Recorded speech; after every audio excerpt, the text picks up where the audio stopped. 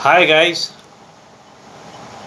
So I hope आप सब अच्छे हैं और वेलकम टू एवरीवन और welcome to Rahul and Jayshree association company. So आज का वीडियो हम शुरू करते हैं। उसके पहले आप सबको एक चीज़ बताना है, जो हम टेलीग्राम पे क्वेश्चंस प्रैक्टिस करवाते हैं। जो चीज़ हम पढ़ाते हैं यूट्यूब पे उसका हम नोट्स प्रोवाइड कराते हैं। तो वो सब चीज़ के लिए आपको यूट्यूब चैनल ज्वाइन करना पड़ेगा। सब्सक्राइब कीजिएगा तभी तो आपको पता चलेगा। तो सब्सक्राइब कीजिए अगर आपको चैनल पसंद आता है तो। नहीं पसंद आता तो डिसलाइक कीजिए। डिसलाइक क्यों किए हमको बताइएगा, ताकि हम वीडियोस को इम्प्रूव करें नेक्स्ट वीडियो से। और जितना हो सके आपसे उतना शेयर कीजिएगा, ताकि आपको बेनिफिट हो रहा है, आप भी किसी और का बेनिफिट करा दो। क्या जाता है, तो बेनिफिट करा दो। अब कोई सोचता है जो सर को फ़ायदा हो जाएगा, सर का कमाई होगा, तो ये बात गलत है। इतना छोटा माइंड से सोचना ठीक नहीं है। आपका कोऑपरेशन चाहिए, आप शेयर करो ताकि वीडियो ज़्यादा से ज़्यादा आदमी तक पहुँचे, क्योंकि बहुत आदमी तक नहीं पहुँच पाता जिनको ज़रूरत होता है। तो आपको पता है किसको चाहिए होता है। और नोट्स चाहिए तो आप ज्वाइन कर लेना टेलीग्राम चैनल। मैं नोट्स का सब प्रोवाइड करा देता हूँ, और मैं टेलीग्राम का लिंक अपना डिस्क्रिप्शन बॉक्स में प्रोवाइड करा दूँगा। आप जाके ज्वाइन कर सकते हो टेलीग्राम में। फेसबुक पे भी ग्रुप है, जो टेलीग्राम पे नहीं है वो जाके ज्वाइन कर लेना। वो आपके ऊपर है, अगर आपको लगता है आपके लिए ज़रूरी है तो आप करना वो सब, ठीक है। सो आज का लेक्चर हम शुरू करते हैं। बेसिकली हमारा अभी दो सीरीज़ आ रहा है। एक है इंडियन कॉन्स्टिट्यूशन और पॉलिटी, दूसरा जनरल स्टडीज़। तो इंडियन कॉन्स्टिट्यूशन और पॉलिटी में हम कवर कर रहे हैं अभी कॉन्स्टिट्यूएंट असेंबली और कॉन्स्टिट्यूशन इन मेकिंग। और जनरल स्टडीज़ में हम इंडियन नेशनल मूवमेंट देख रहे हैं, हिस्ट्री का। तो दो वीडियोज़ आ रहा है। बहुत जल्दी हम सिविल प्रोसीजर कोड का लेक्चर्स भी लेके आएंगे बहुत जल्द, तो आपको बता देंगे हम। तो आज का लेक्चर है हमारा working of the constituent assembly, और सेकेंड है ऑब्जेक्टिव रिजोल्यूशन। ये दो टॉपिक आज हम देखेंगे। सो कॉन्स्टिट्यूएंट असेंबली जब बना तो ऑब्जेक्टिव क्या होगा कॉन्स्टिट्यूएंट असेंबली का, तो वो हम देखेंगे। तो सबसे पहले कॉन्स्टिट्यूएंट असेंबली का जो फर्स्ट मीटिंग हुआ था वो हुआ था दिसंबर 9, 1946 को। ये डेट बहुत एग्ज़ाम्स में पूछा गया है, जैसे कि जुडिशरी में, यूपीएससी में, स्टेट पीसीएस में, यूजीसी नेट में, बैंकिंग में, ये बहुत सारे एग्जाम से पूछा जाता है। एकेडमिक्स से एग्जाम जिन लोग भी देता है, डेट मेंशन करने से उनको नंबर ज़्यादा मिलेगा कॉन्स्टिट्यूशन में। सो मुस्लिम लीग तो स्वाभाविक है, जो इंडिया एप्लीकेशन के खिलाफ था, मुस्लिम लीग को तो बॉयकॉट करेगा, तो उसने बॉयकॉट किया। तो उस समय क्या हुआ था, जो मीटिंग अटेंड हुआ था 211 मेंबर्स के द्वारा, ठीक है। 211 मेंबर्स के द्वारा मीटिंग अटेंड किया गया था, पहला मीटिंग। उसमें सचिनंद सिन्हा को अपॉइंट किया गया temporary president of the assembly, ठीक है।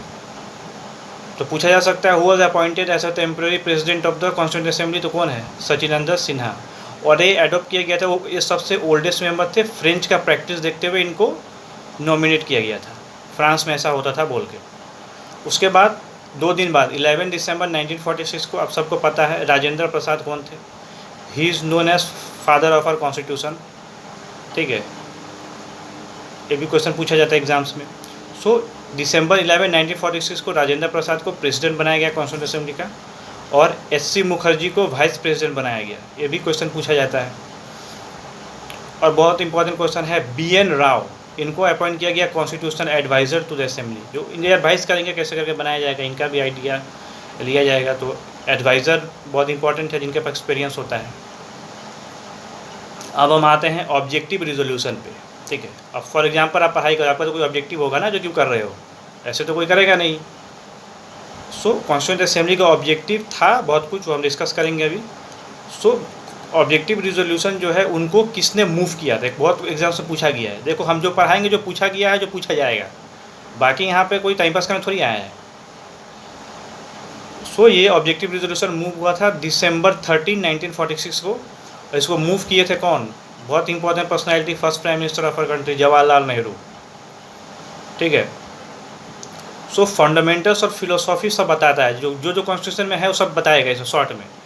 जैसे कि इसमें बोला गया था, जो कॉन्स्टिट्यूएंट असेंबली अपने आप को बोल रहा है, जो इंडिया को इंडिपेंडेंट सॉवरेन रिपब्लिक बनाया जाए ताकि फ्यूचर गवर्नेंस हो सके, ठीक है। तो इंडिपेंडेंट सॉवरेन रिपब्लिक का मीनिंग क्या है, जो इंडिया अपने डिसीजंस खुद लेगा, जैसा ब्रिटेन लेता था पहले, अब इंडिया अपना डिसीजंस खुद लेगा। इंडिया को कोई भी कंट्री डिक्टेट नहीं करेगा करना क्या है।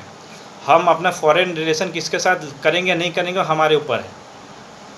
तो इंडिपेंडेंट सॉवरिन रिपब्लिक का मीनिंग ये है जो हम अपना डिसीजन खुद लेंगे।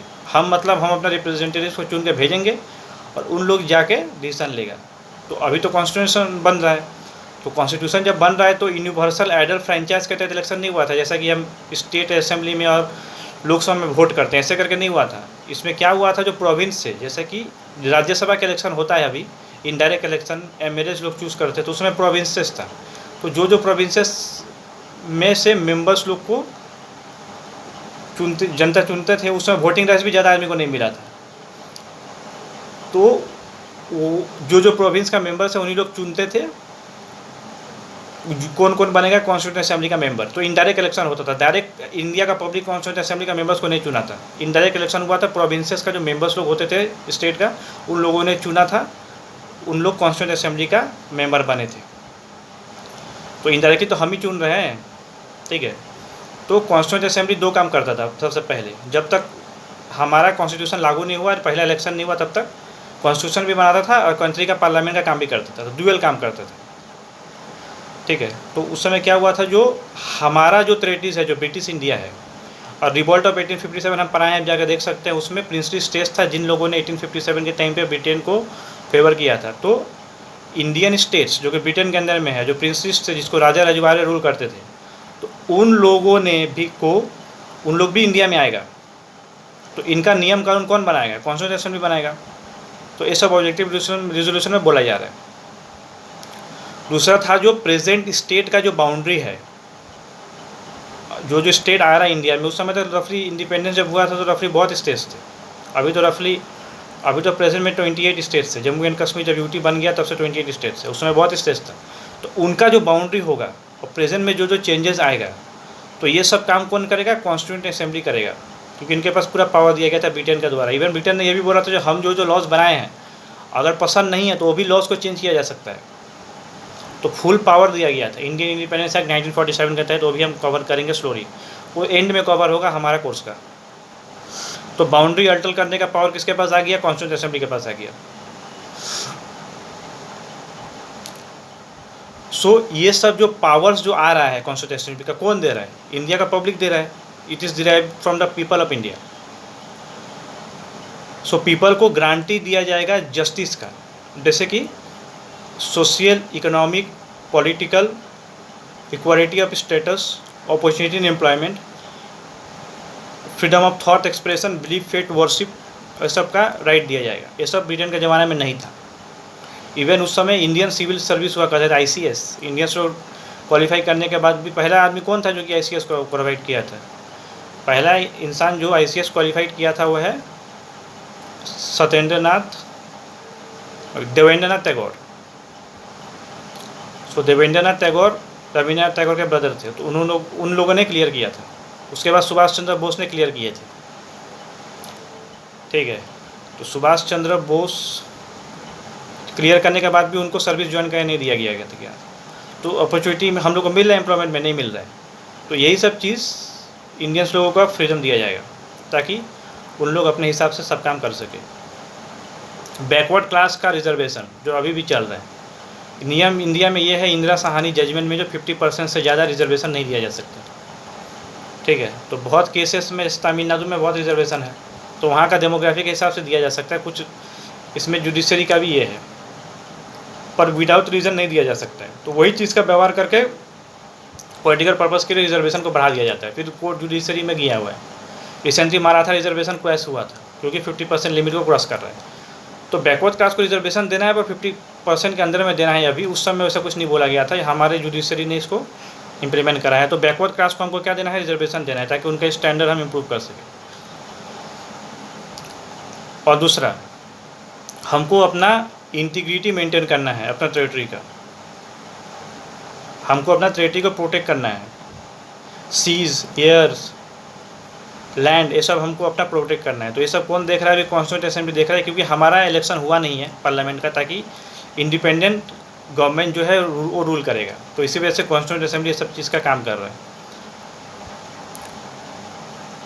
ये सब चीज़ क्यों कर रहे हैं, ताकि हम पीस एंड वेलफेयर कर सके मैनकाइंड का, ठीक है। तो अभी ये चीज़ था ऑब्जेक्टिव रिजोल्यूशन में। दूसरा चीज़, इसको एडॉप्ट कब किया गया था, यहाँ से भी क्वेश्चन आता है। तो जनवरी 22, 1947 को इसको एडॉप्ट किया गया था। एडॉप्ट मतलब इनको मान लिया गया था जो हाँ हमारा ऑब्जेक्टिव यही है, हम इसी के ऊपर अपने कॉन्स्टिट्यूशन को फ्रेम करेंगे, ठीक है।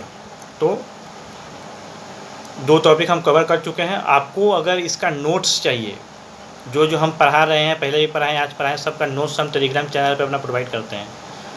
तो आप टेलीग्राम चैनल ज्वाइन कर लेना ताकि आपको नोट्स मिल जाए अगर चाहिए तो।